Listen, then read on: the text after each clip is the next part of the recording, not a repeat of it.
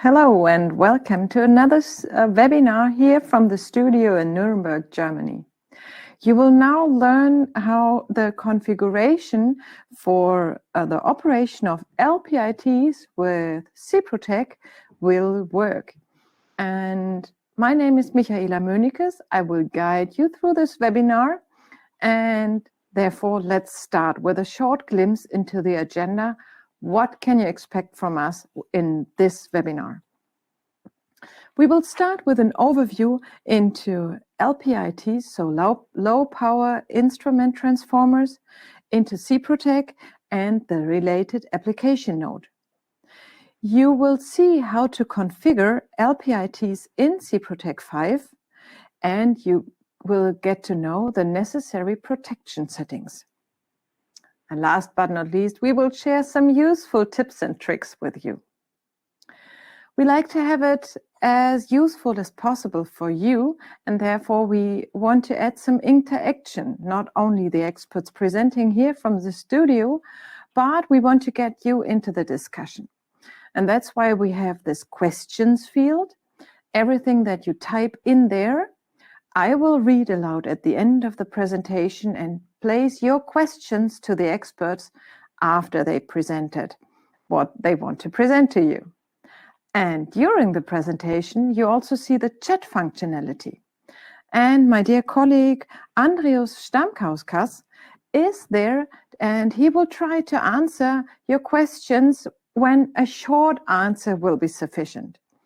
And if you expect a longer answer, put it in the questions field. But I mentioned quite a lot of times the experts here in the studio, you cannot yet see them, but let's change that. First of all, I happily welcome Mr. Peter Menke here with me in the studio. Peter is the product manager for the digital switchgear, and he knows a lot about LPITs, about sensors, and all these IoT configuration. And we have here in the studio with us Thomas Neumeier. He's definitely experienced in substation automation and has deep knowledge in process bus and LPIT configuration. So let's start with the overview. And Peter, let us know about LPITs and their configuration. The stage is yours. Thank you, Michaela. Good morning, good afternoon, ladies and gentlemen. What is the first topic on our agenda? It's a brief introduction in LPIT technology and process bus. So I assume you are basically familiar with the kind of new measurement equipment we are talking about. It's the low power instrument transformer developed by Siemens Energy jointly with Siemens for our high voltage GIS switchgear. Therefore, I'm just briefly introducing the major components of the systems. So we have here the GIS partition with integrated sensors. On the left, you can see it installed. Here's the partition by itself. It's a three-phase partition because it's a three-phase encapsulated GIS. It's our new 8VN1 blue GIS, so carbon neutral with clean air as insulation gas. And the LPIT helps to make this GIS as well as its conventional SF6 field partners to be more compact. But I don't want to dig into the applications and the benefits of LPIT technology now. We are talking about how to actually use it now, how to configure it. And what needs to be configured is the I/O module. The I/O module, it's called IO240. It replaces the IO202 within the SIPROTEC 5 family. So the IO204 and the other modules with conventional instrument transformer inputs have 1 amp, 100 volt inputs. And the IO240 has inputs matching to the Siemens Energy GIS LPIT. It's replaced, so you can use it as a part of a merging unit, as a part of a protection relay, depending on your control and protection philosophy, whatever you like. So there are two fundamental approaches how to deal with this LPIT technology within state-of-the-art control and protection system. The first one I called the digital substation approach. This means we are looking at the LPIT, including the merging unit, with a process bus interface as the interface to the control and protection system, which can be third-party relays, Siemens relays. Meanwhile, there are a lot of devices available compatible with LPIT technology. This means compatible with the digital communication link. And indeed, on this link here, the accuracy of the LPIT is guaranteed, and here it's the place where it's tested. The merging unit is typically installed in the local control cubicle of the GIS, so the parallel wiring, the copper, is as short as possible. With the SIPROTEC family approach, which is a platform concept, you can add further functionality. So you cannot use a dump, let's call it, merging unit, which acts just as a data collector. You can use the IO240 like you're doing it with conventional instrument transformers and plug it into a relay, into a bay controller, whatever you like. So the lower approach, I call it the conventional approach, is very much similar on how you would design a state-of-the-art digital or not digital or whatever substation with SIPROTEC, nowadays also with conventional instrument transformers. The integration gives you cost benefits. The drawback, the more you integrate, the interoperability suffers. So basically, the number of central devices is reduced depending on what you're doing.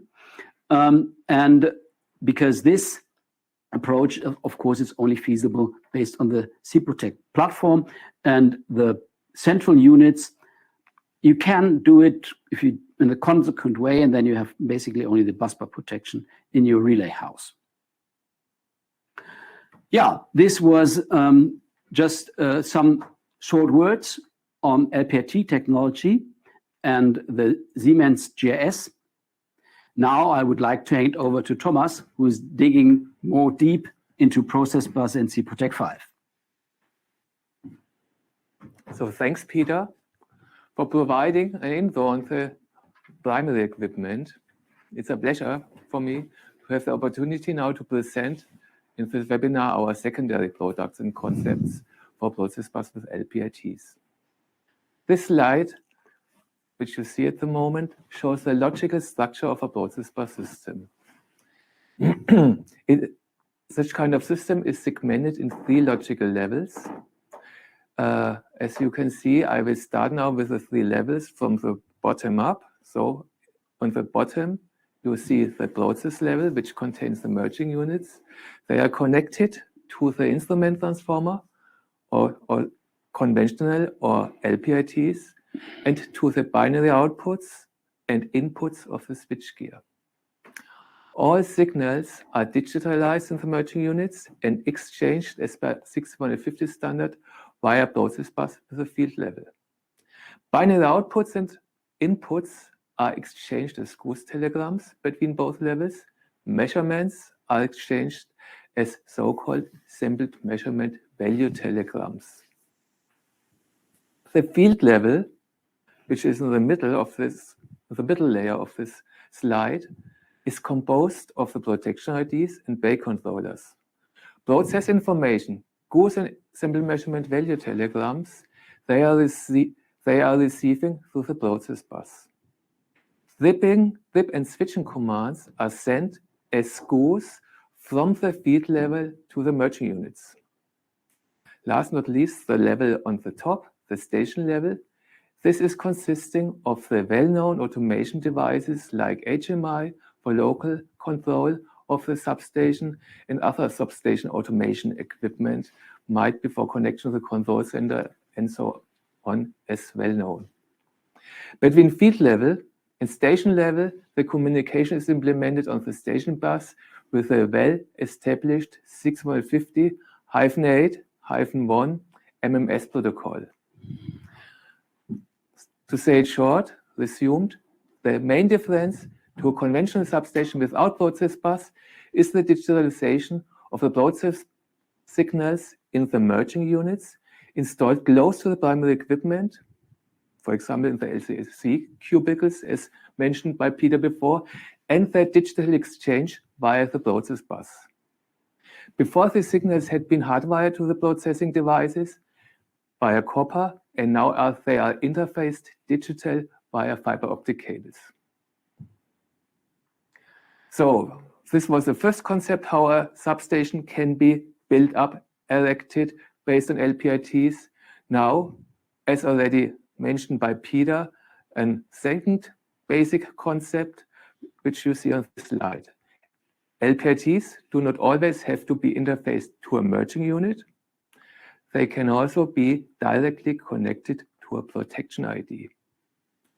This I want to explain on this slide, which shows a real implementation of a high integrated substation with minimal equipment.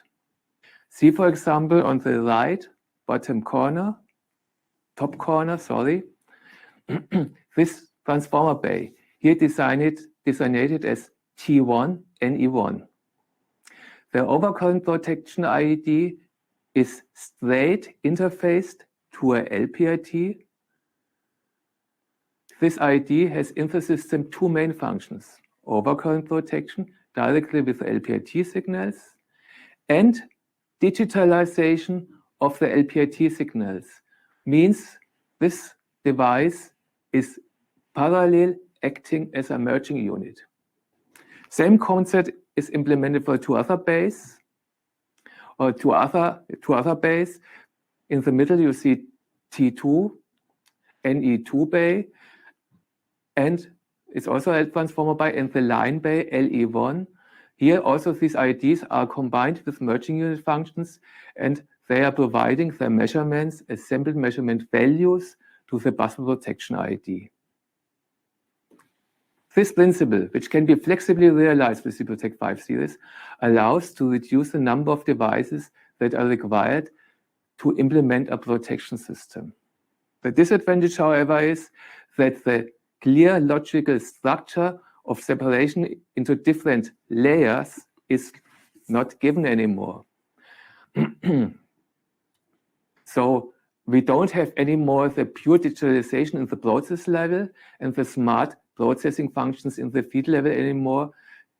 This is the disadvantages of this concept, but advantage is that less components are possible to compose a protection system. Next, I would continue after I have been giving you an overview about these basics with pointing out the differences for implementation of such systems with LPITs as just presented. This we will do based on the application node named APN 090 IO240 and LPITs, which you can see here as it is downloadable in the web. The motivation and the idea of this document to provide a guideline for the user, for the technical expert, and a summary of the differences to conventional technology consolidated in one document. How to get it? First, you can download it via this QR code, but also via web search it is available. At the moment, we are providing via the web and via the download code the edition 1.0, but beginning of next week, we plan to publish the revised version, edition 1.2.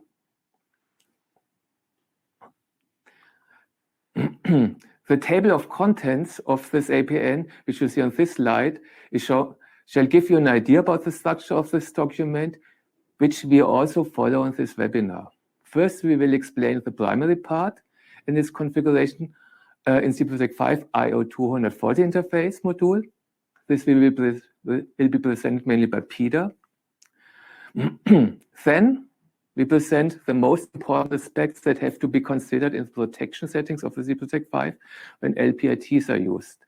Last, we focus on more differences compared to conventional technology, which might become important when working with LPITs. Both last sections will be mainly presented by me. Questions are always allowed during our presentation. Just type them in the question field and we will answer them at the end. Now, for the topic related to LPITs and its features, I hand over to Peter again. Yeah, now I'd like to explain a little bit what are the peculiarities about IO240 configuration. It's not a lot. As I mentioned, it acts like a normal I/O card for instrument transformers, and it's basically configured in the same way. I mentioned during the introduction, there are different ways on how to treat it. To treat it either as, let's say, together with the primary equipment, and order, so to speak, an LPIT with digital interface. Then you'll get the whole system supplied by Siemens Energy, and the merging is pre-configured, and all you have to do is to integrate it into your process bus configuration, for example, by configuring the IP address. This is recommended for, I call it, dumb merging units, and if you want to use a non-Siemens control and protection system. If you would like to have more functional integration, it's better to treat it, let's say, in a conventional way. So we as Siemens Energy deliver the primary equipment, so the LPIT partition, and the whole secondary system, including the parameterization of the IO240, is done by the system integrator or the control and protection subcontractor, including the purchasing and the parameterization of the IO240. This is no rocket science, just some few additional things to do, and I will explain how they are done. This is described in the chapter 3 of the application note. So chapter 1 is a brief introduction. Chapter 2 explains the background of the LPIT, its benefits, and the technical features. Also the commissioning test, I want to dig a little deeper in that one. And then chapter 3 deals with the IO240 configuration. The configuration is done by Siemens Energy if you order it as a system. So the merging unit installed inside the local control cubicle of the GIS. Otherwise, you can do it by yourself, which is pretty easy to do. So the commissioning test you see on this slide. So during commissioning of the GIS, also the LPIT will be tested. We are testing it with primary injection, using, for example, a CPC 100, verifying the correct polarity, the correct pole to phase assignment, etc. Also accuracy is verified. At the end of the day, you'll get a commissioning report. This picture shows an example. And 3 rows are of particular importance. And these are marked right here. It's the production ID of the LPIT. It's the pole to phase assignment of the LPIT, and it's the cable length of the LPIT.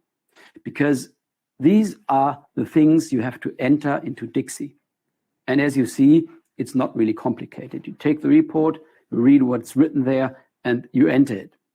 Why does Dixie needs to know that? This you can see on this slide. So there is a Siemens cloud database, and in this database, the individual parameters of each LPIT are stored. The IO240 needs this information for proper signal evaluation to guarantee the accuracy we want to provide. So what happens now? You take the commissioning report, You enter the data from the commissioning report into Dixie. Don't worry about the cable length, plus minus a couple of meters, fully enough. The maximum cable length is 100 meters.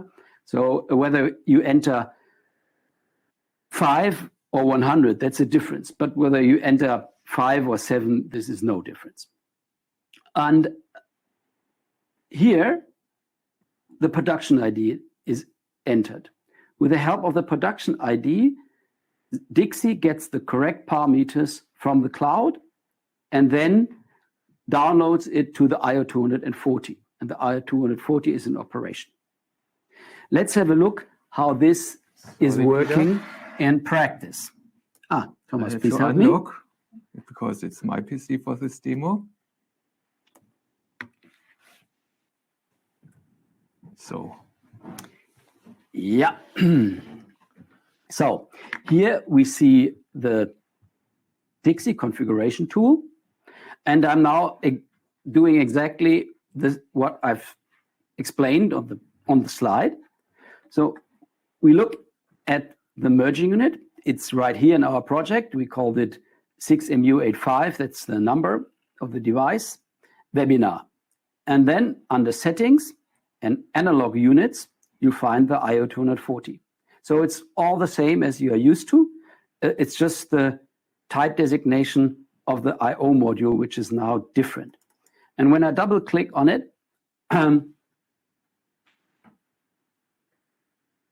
I come to this menu. And here I enter the production ID. We are now doing this webinar the second time. We did it already in the morning, and I did a typing mistake. In the morning, it was coincidence. Now I do it deliberately because I want to show you what happens. I'm entering now an LPIT number which doesn't exist. So it's the number, and CH1, that's for channel 1. The LPIT is redundant, so it's channel 1 and channel 2. Now, Dixie cannot find that. So Dixie looks locally on your hard drive of the PC in a database for this LPIT, for this particular LPIT. It can't find it. So this may have a simple reason. The parameter you have downloaded to your PC are not up to date. So Dixie asks you to refresh them. I click yes.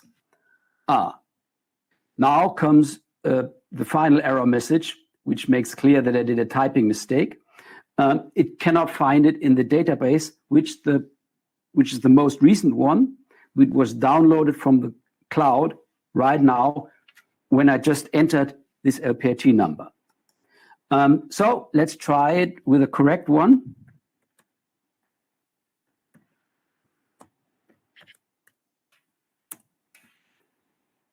And here we go. Dixie has now the correct parameters of the LPIT. You can see them here. And all you have to do now to finish the IO240 configuration is to enter the pole to phase assignment so that the IO240 knows which sensor, which is installed in a certain pole, is connected to which phase at the IO240. And the cable length further down below, and then you're done. So let's switch back to the slides.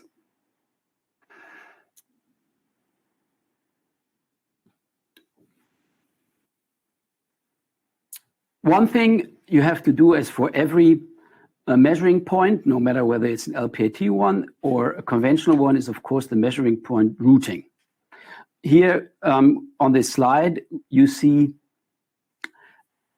a screenshot of the routing menu within Dixie. So if you're familiar with Dixie, this is nothing new to you. What is different when you compare conventional instrument transformer with an LPIT? So here we have a conventional one, and here we have an LPIT. As for all GIS instrument transformers, the LPIT has no dedicated transformer which measures the neutral current or voltage. It's added, it's calculated, and for the LPIT it's calculated on the digital side, so there's no neutral current measurement here.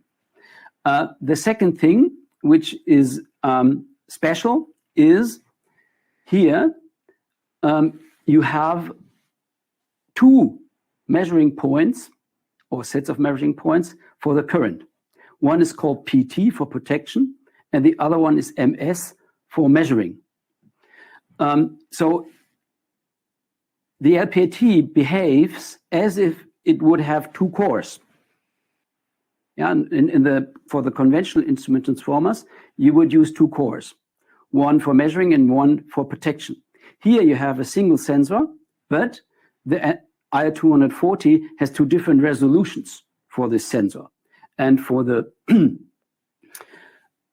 measuring range, it uses a smaller band, so to speak, current range, which is then transported with a higher resolution. And for protection, it has a wider range of currents. It can measure with logically a little lower resolution. This is explained on this slide. It's also a screenshot from the application note. All these white pages are screenshots from the original application note, which you can download. By the way, we are working on an update, and all your questions we will put into it so that the document really serves as a good tool with all answers you need to solve the challenges when doing LPIT configuration or IR240 configuration. So I mentioned we have these two measuring points called LPPT for protection and LPMS for measuring, and they have different ranges. The one goes up to 100 times of parameterized nominal primary current, and the other goes up to 1.6 times parameterized nominal primary current. So when you parameterize now the nominal current, you should take care that you don't have any clipping in the protection channel. Because clipping, here you see clipped signal, this is the protection channel, this is the measuring channel, and a very high current was injected. When this is then switched off, you may have some residual signals. And these residual signals may confuse, for example, the breaker failure protection. So please parameterize a nominal current that clipping does not occur. The application note gives you some guideline what a good choice is, and please use the protection channel for protection application, especially for breaker failure protection, and not the measuring channel. Yeah, this is basically all you need to know when it comes to the configuration of the IR240. Thank you very much. Now I'm handing over to Thomas, and Thomas will explain whether there are some things in the protection settings you have to take care of when using LPITs. Thomas, here you go. Thank you, Peter, for this short introduction of the configuration of the, let's say, primary part, including the IR240, when dealing with LPITs. As you see, it's quite easy. It's a little bit new, but it's not very complex. And this is the basis for this section about protection configuration for LPITs, which I now would like to present. First, I would like to give you a quick overview of this section. But before, short explanation. Clearly, we are talking here about protection functions as they are known also from conventional systems.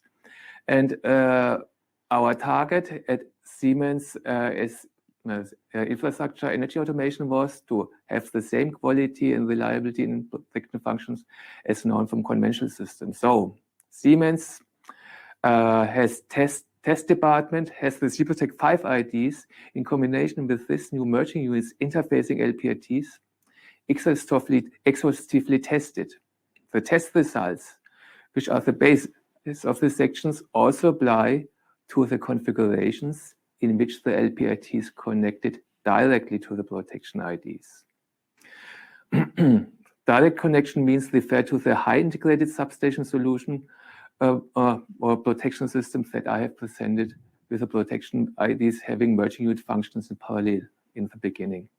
In summary, for the most protection functions that have been tested with merging unit or directly interfaced, there are no significant differences that have to be considered in the protection settings. The functionality and the reliability is of the same quality or might be even better. On this slide now you see the highlighted protection functions for which I would like to explain the specific differences that have to be considered when you are using LPITs.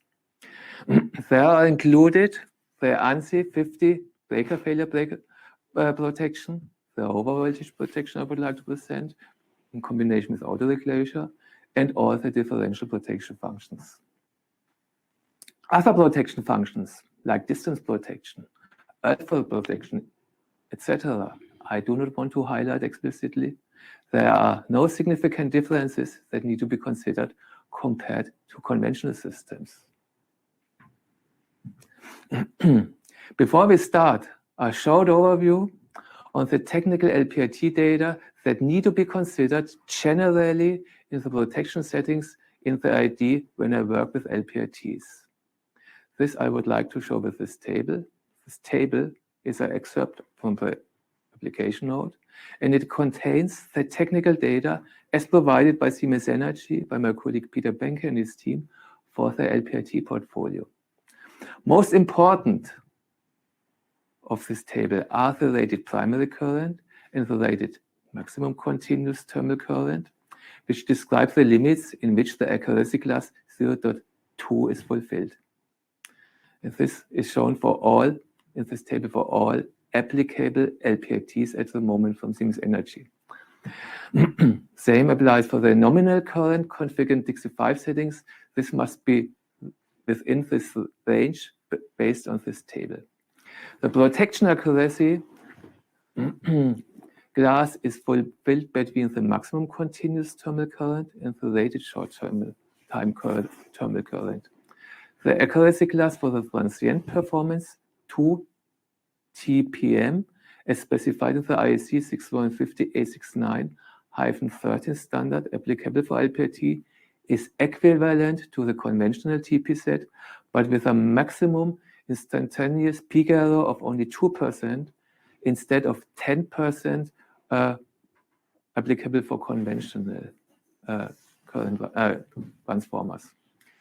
These figures contained in this table provide an implicit overview on the advantages of the LPIT technology versus conventional transformers, which have impact on the protection behaviors of the interface protection functions.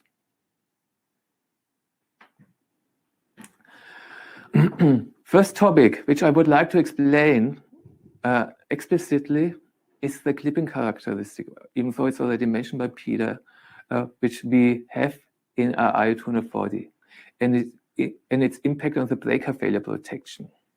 The clipping characteristic, as you can see on the bottom figure, normally does not cause any malfunction in the protection functions that are processing such clipped signals. Even though the clipping causes, in case of a trip, a ghost signal in the SIPROTEC 5 processing circuit. Here, the ghost signal is explicitly marked. However, this echo signal may trigger mistaking the breaker failure protection function, which is implementing this signal. Wenn ich jetzt noch einen Kaffee kriege, nicht mehr.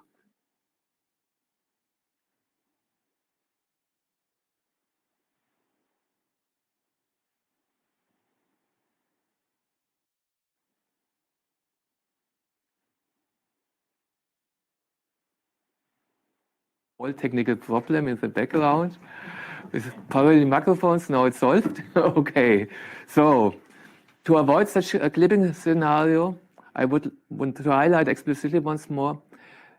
You have to configure the rated primary currents in the Dixie 5 so that you avoid the clipping for the breaker failure protection. It is self-evident. Don't use the measuring point in the Dixie 5 for the breaker failure protection, because with this clipping characteristic at 1.6 factor, the probability of clipping with resulting malfunction is very high. Next point of interest or topic of interest when dealing with working with LPITs is the so-called trapped charges phenomenon, which needs to be considered, especially when overvoltage function NC59 is used in combination with autorecloser function NC79. As you can see in displayed figure on the left, the voltage measurement principle in a LPT is based on a capacitive voltage divider. In case it comes to a tripping of the circuit breaker, the discharging of the circuit breaker through resistor 2 starts. Since the discharging process is not completed when it comes to the autorecloser command of the circuit breaker, the voltage measurement of the capacitive divider is shifted at this moment through the trapped charges. The measured voltage is wrong during the transient period. This is a consequence. This DC offset failure needs to be considered when the autorecloser function is used in combination with overvoltage protection. Malfunction might happen due to the wrong voltage measurement caused by trapped charges. What to do? Here, have a look at the application note. It contains recommendations to solve this potential risk of malfunction of overvoltage protection. There you can find configuration rules for the various methods of measurements which you can use in the SIPROTEC 5 IED. Energy automation department here recommends explicitly to use always fundamental comp as method of measurement for the three-phase overvoltage protection functions with autorecloser when you are using LPITs. Of course, also other options are possible, but these details then you can have a look into in the application note. Last interesting topic regarding protection, which I would like to explain a little more detail and which needs to be considered are the differential protections. Protection functions in combination with LPITs. Here, naturally, these differential functions cause always most of the concerns of the engineers, at the engineers' minds, especially when they combine measurements from conventional instrument transformers and from LPITs. Moreover, there is always the question, do LPITs imply other settings for tolerance factor and stabilization, which are important when such protection algorithms are used? So first, a short look on the bus protection. Here, the same settings are applicable as for conventional current transformers. The stabilization factors are the same. Especially worth mentioning here for bus protection, they can be used for combined systems, some based partly interfacing LPITs, some based part or interfacing conventional CTs. The requirements as they are specified for conventional CTs in the bus differential protection manual are also applicable for such mixed configuration of LPITs and conventional current transformers. This all has been tested in our test department successfully for reliable operation. For transformer differential protection, the same principle as for bus protections are applicable. No difference to conventional systems need to be considered. LPITs and conventional instrument transformers can be combined arbitrarily. However, on high voltage and low voltage side of transformer protection LPITs, when on both sides LPITs are used, some settings are recommended to be adapted to the differential protection functions to adapt the differential protection function to the characteristics of the LPITs, which do not have any saturation effects. These improvements you can see, or they are mentioned explicitly in the application note, you can also on this slide, concern settings for the operator curve, DC offset detection, and the extended fault detection functionality, as can be seen in the slides showing the content of the APN. All these parameters are recommended to be set to its permitted maximum or respectively minimum values, to consider the saturation characteristics of LPITs accordingly, or let's say to consider that there are no saturation characteristics of LPITs existing. Last, a quick look overview for the line differential protection with LPITs. Here also some details should be considered. As shown in this screenshot, the CTL settings of the 87L should be set to a LPIT matching value of 5%. The CT saturation threshold has to be configured as per the specific characteristics of the LPIT. It should be set to the specific clipping value. In case clipping value is beyond the allowed range, set this parameter to the allowed maximum value of the Dixie configuration UI, as provided in the Dixie 5 configuration UI. Generally, the 87L line protection with LPITs at one end can be combined with an arbitrary configuration on the remote end. The conventional instrument transformers are allowed to be used. You can use even conventional transformers on the remote end connected to a SIPROTEC 4 IED. Also, an 87L line differential protection ID, which is getting its line measurements through process bus from a merging unit at one end, and the 87 line differential protection ID without process bus, this means directly interfaced at the remote end, can be combined arbitrarily. Intensive tests have been conducted successfully and proven that these various combinations can be used on the substation. Now we come to the end of the section. Feel free to type any protection-specific questions into the chat. Of course, if you have any also related to other protection functions. And I now would like to continue with the third part of the application note, which contains some general aspects that are important for protection systems containing LPITs. Here again, I would start with a quick overview, which you see on this slide. These are the topics which I would like to present. They are also marked here with an arrow. In case there are questions to other topics, reserve them when we are not covering them in this section. And then we can try to answer them later so far time is enough. Let us start with the topics related to the compatibility, and then we continue with monitoring functions and commissioning. Compatibility, at first we start with a trivial case, which you see in this overview. These are the easy compatibility cases.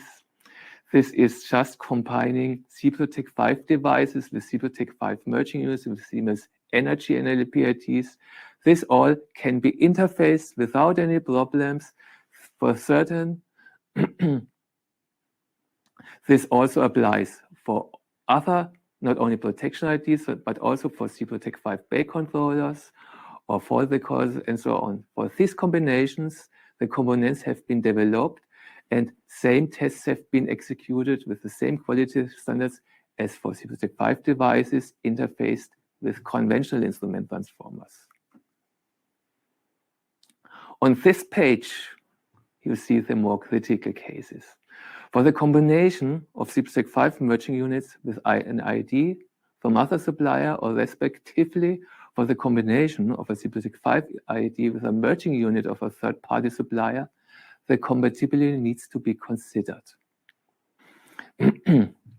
Based on the established 650 standard, the communication between different suppliers via process bus 650 usually is not a problem anymore. It's just plug and play and it works. The ID just can subscribe the values from the merging unit.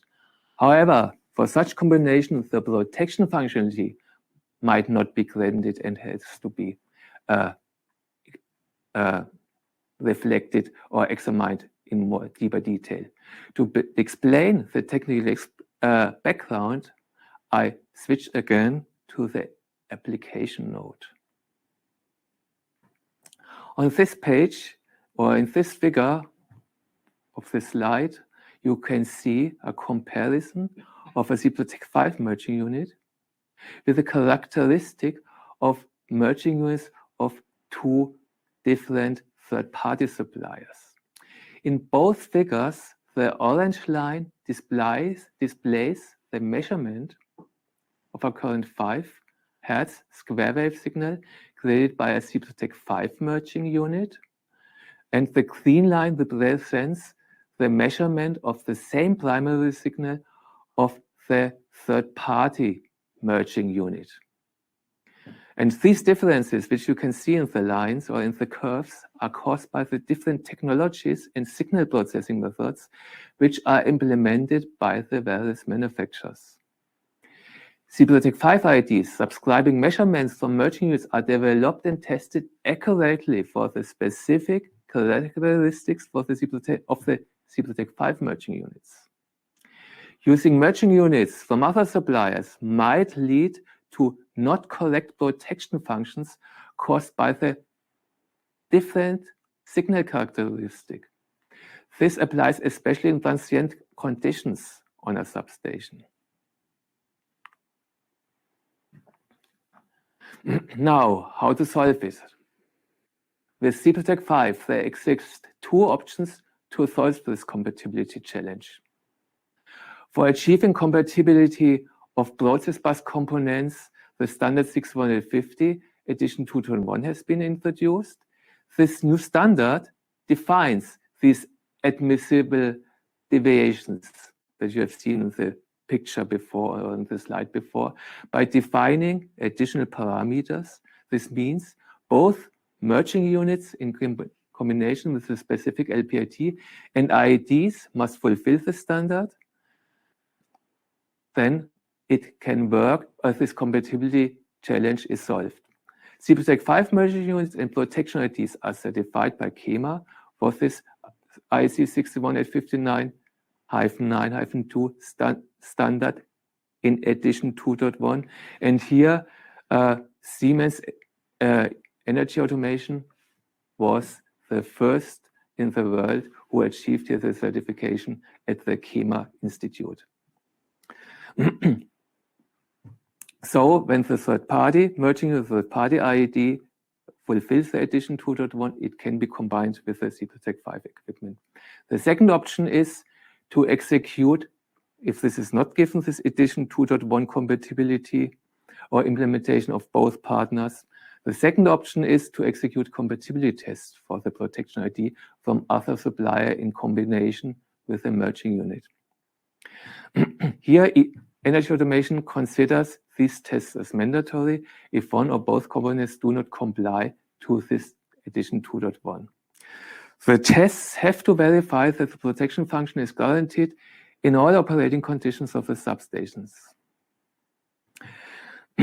Additionally, I want to highlight that Dixie 5 engineering tool provides for SIPROTEC 5 protection IDs in combination with merging units from other suppliers which are not edition 2.1 compliant, a so-called client instrument transformer settings editor.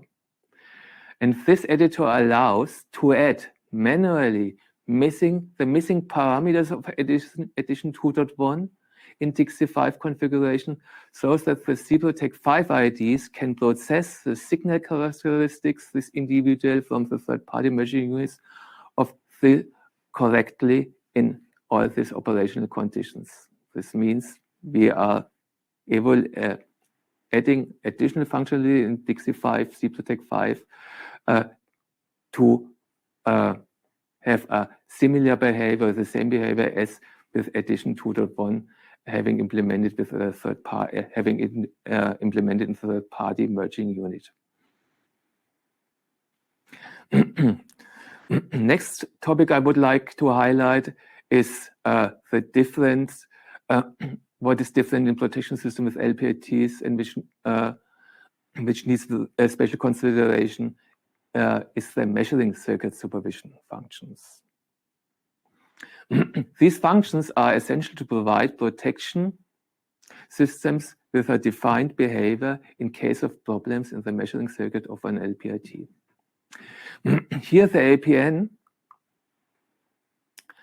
contains two tables that provide a full overview of this functionality as it is implemented in SIPROTEC 5. One table, this is on the left, contains the details for the measuring circuit supervision of currents. The other table on the right for the supervision functions of the voltage circuits. For each supervision principle that is available for LPITs, all important details can be found in these tables.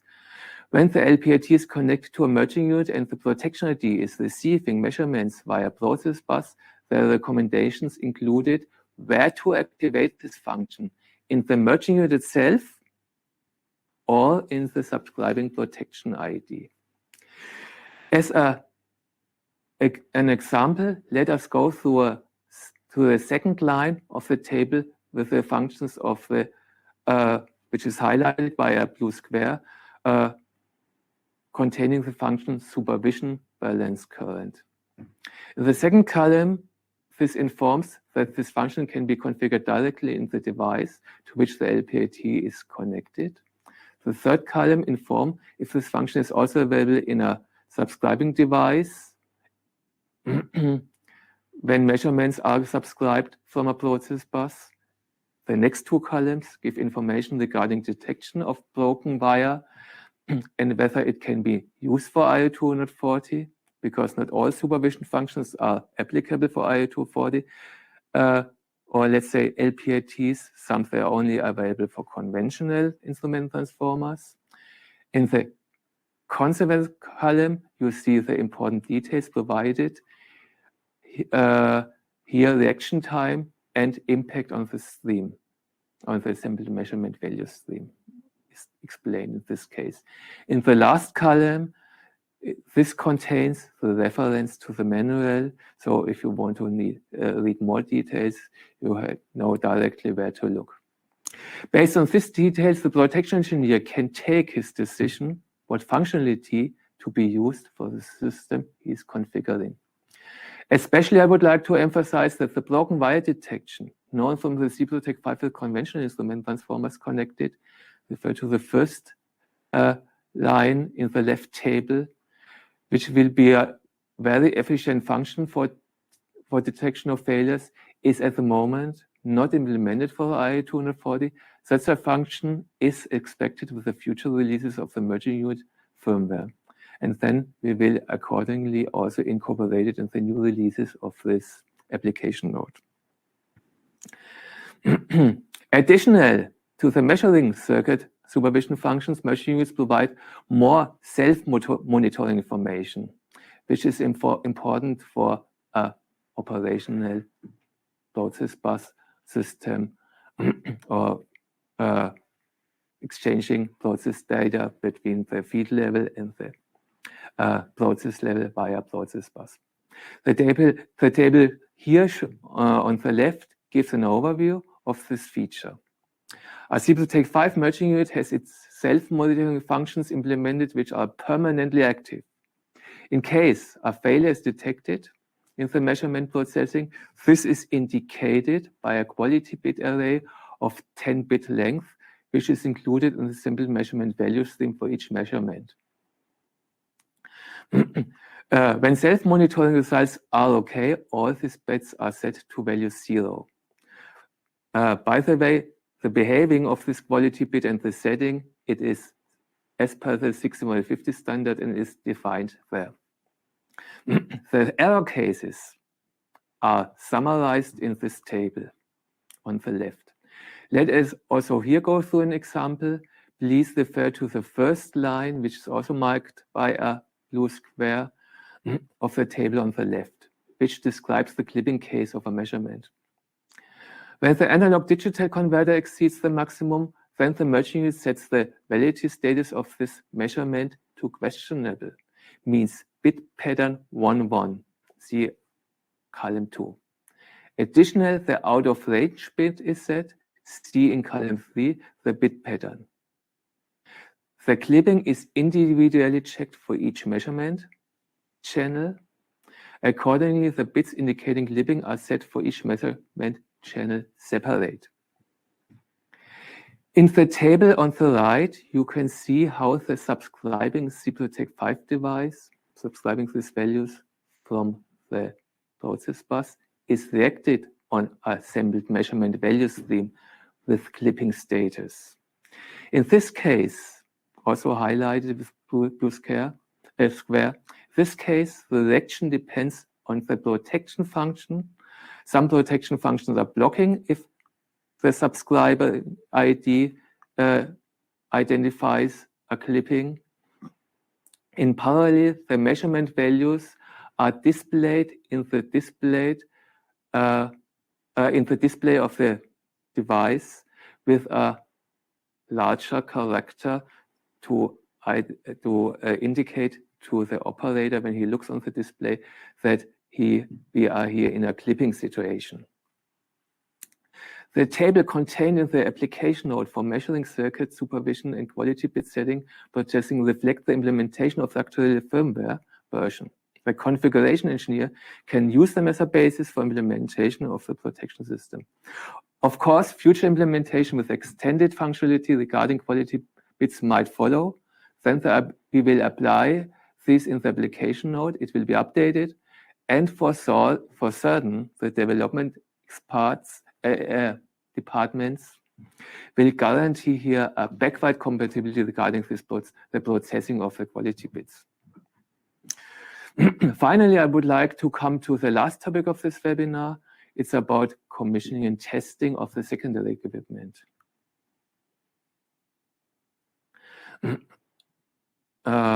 Here you see there are two scenarios which have to be considered for testing systems with LPIT. Here you see the first scenario, which describing the test of the systems in which the LPITs are connected to a merging unit, and the protection ID subscribes the measurement of the merging unit through a process bus. As can be seen in this figure, for testing the testing kit, plays the temporary role of a merging unit. The test kit executes its predefined automated testing modules, as it is known from conventional substations, but instead of conventional currents and voltages with 1 amp and 100 volt signal level, it is now injecting digital assembled measurement values. Similar principle also applies for the dip signals. They are now not copper wired anymore. They are also now digital.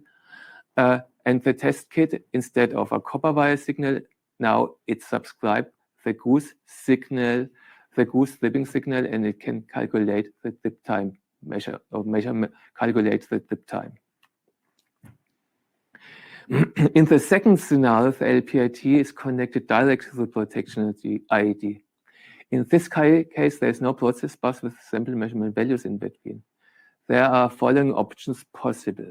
The first option is the usage of a test kit, which will be connected directly to the I240 interface for testing, as it is known for the testing of systems with conventional instrument transformers. We, Siemens Energy and Siemens Infrastructure Energy Automation, are at the moment cooperating with the test kit manufacturer Mega for a test kit, which is able to test protection functions based on the signal injection LPIT signal level. This kind of test kit from Mega is expected to be released in the beginning of 2023. Due to the lack of a test kit at the moment, which can execute tests with LPIT signals directly, these two more options can be applied for testing, which I would like to present now. The one option is a temporary reconfiguration of the IAD only for testing purpose. LPIT inputs are redirected to the process bus channels, means sample measurement value inputs. Then the test can be executed by using sample measurement value injection, as just explained for testing of systems with process bus, scenario 1. For this method, the device must have a process bus communication module so that the simple measurement values can be injected for testing purpose. The other option is similar, to the previous one, LPIT inputs are temporarily, for testing purposes, redirected to the analog conventional instrument transformer measurement channels that are available in the device. Now, same test procedures can be applied as for conventional IDs. The test can be executed based on the 1 amp 100 volt injection signal level. However, for this approach, the device must have installed a conventional input module, IO202, in detail. However, both options need a temporary reconfiguration of the device, and for both options, the device needs an additional hardware. So, with this topic, I would like to come to an end of this section. If you have questions related to this section, please type them into the chat. On this occasion, I would like to hand over to Michaela again. She will guide you through the Q&A session. Thank you, Thomas. Quite interesting stuff. And thank you, Peter. Just come back to the stage again. Here we go. And I have some kind of good and bad news for you. The bad news is we are running out of time. The good news is we had a lot of questions. And the other good news is that Andreas in the background took all your questions and already placed the answers in the chat. So we just finished in time. You out there, thanks for taking part in this webinar. Thanks for placing your questions with us. And I hope that the answers were successful to you or helpful to you. If not, come back to us and put in your questions to the experts directly. If I've kind of overseen any kind of questions, we'll make a complete list and we will send around the list of questions and answers later on. I hope that you learned as much as I did about the usage of the LPITs in the SIPROTEC 5.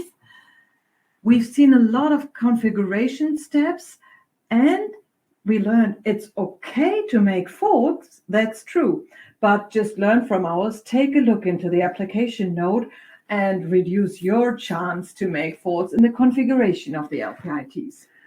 So stay protected, have a great system. Watch out for more webinars talking about our kind of famous solutions. It will be an ongoing process with LPITs out there in the field. More references to come. So watch out, stay tuned, and goodbye for now. Thank you.